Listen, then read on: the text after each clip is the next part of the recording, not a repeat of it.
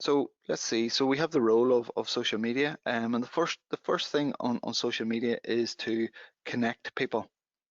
That's one of the key roles social media has played.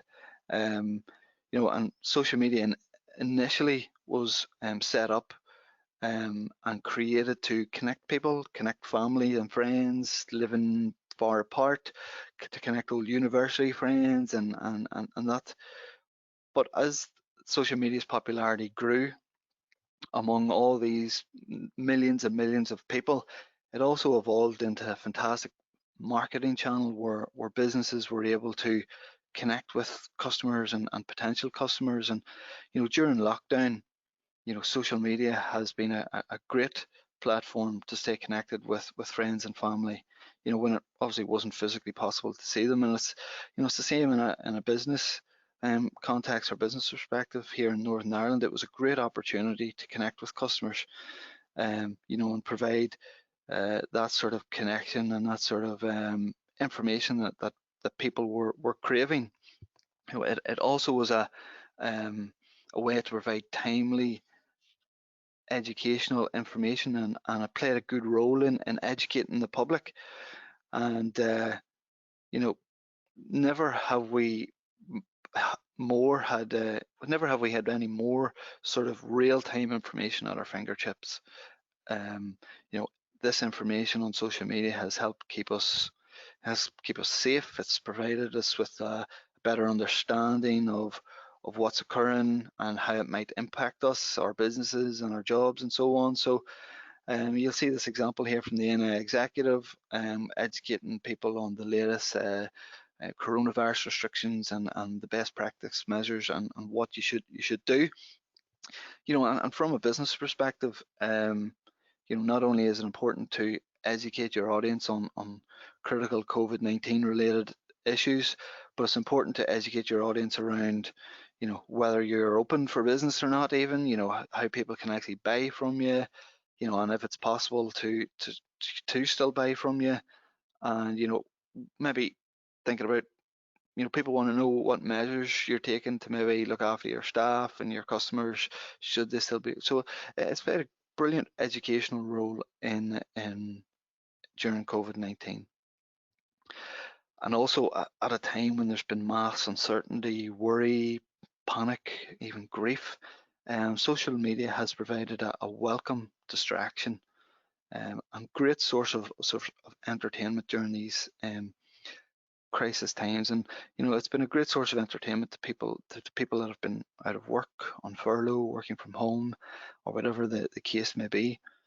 I think you only have to look at the platform TikTok, which is a library of short form humorous videos. um, I've added over 30 or 300 million users during lockdown, which has been a colossal amount of people. To put that in context, there's just over 300 million people use Twitter, and just over 300 million people use Snapchat alone. So TikTok has actually added over 300 million in 3 or 4 months. So it's been a huge explosion. They now have about 1 billion users worldwide. So that source of entertainment on social media has been fantastic.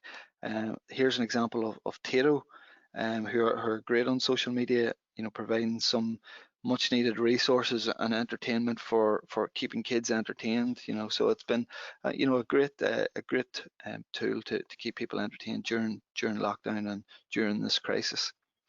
Uh, Social media has also played an amazing role in inspiring thousands, even millions of people all around the world. The throngs of people that have been using social media for good has been, truly inspiring.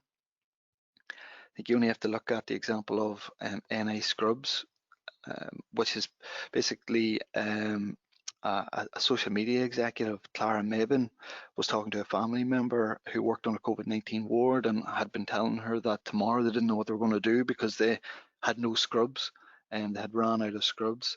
So Clara, being an expert in social media, put out a message on Facebook asking, does anyone have any spare scrubs, or, this COVID-19 ward doesn't have any for tomorrow. And it basically spiraled from that and right into a small army of volunteers coming together to, from sewers and stitchers and logistics and everything to, and they've now made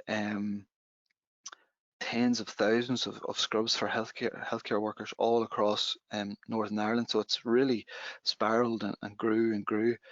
You also have to look at Captain Tom, who is I think he's a World War One and Two veteran, um, who has just turned 100.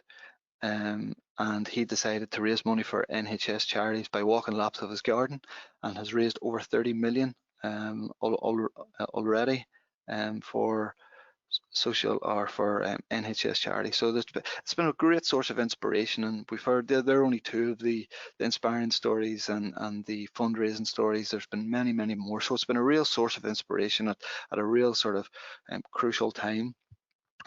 I don't think I could not mention the I suppose the source of misinformation or fake news and that has been going on around social media. And I suppose there's been opportunists using social media to spread false information at really the worst possible time, and which obviously can be incredibly dangerous.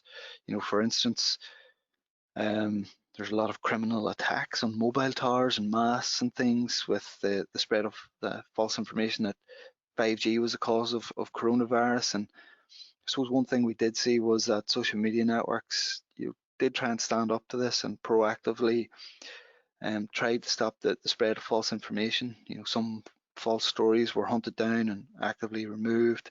Others were slapped with warning labels or downgraded to limit the amount of people that it reached. Twitter put actually a truth warning on over one of Donald Trump's tweets, which caused a lot of controversy, but they stood by that decision because it wasn't accurate. Facebook has also gone so far to send out alerts to anybody that has read or engaged with a post which wasn't true. So they did take some real action. So that was a positive step. And that's just some of the key roles that social media played during the current crisis. And it's important to put that into context, that relationship, as it sort of shapes the importance for why it's vital for businesses to stay awake or connected during times of crisis such as this.